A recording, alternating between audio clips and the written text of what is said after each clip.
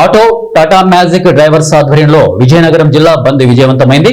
రాష్ట్ర ప్రభుత్వం వెంటనే స్పందించి అసెంబ్లీ సమావేశాల్లో ఆటో మరియు క్యాబ్ డ్రైవర్స్ సమస్యలపై మాట్లాడి పరిష్కారం చేయాలని డిమాండ్ చేశారు.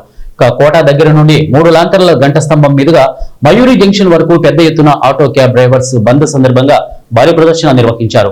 ఈ సందర్భంగా all India road transport workers federation రాష్ట్ర నాయకులు రాజ్ కుమార్, ఇక ఏఐఎఫ్టియు రాష్ట్ర అధ్యక్షులు గణేష్ పాండా, సిఐటియు జిల్లా అధ్యక్షులు కె సురేష్ మాట్లాడుతూ రాష్ట్ర ప్రభుత్వం ఎటువంటి షరతులు లేకుండా లైసెన్స్ ఉన్న ప్రతి ఆటో క్యాబ్ ఇతర రవాణా రంగ కార్మికులకు వాహన మిత్ర అమలు చేయాలని అన్నారు. ఉచిత బస్సు పథకం వలన నష్టపోయిన ఆటో టాటా మ్యాజిక్ డ్రైవర్స్ కు 25,000 రూపాయలు ఇవ్వాలని వారన్నారు. ఇక జీవో నెంబర్ 21, 31లను రద్దు చేయాలని డిమాండ్ చేశారు.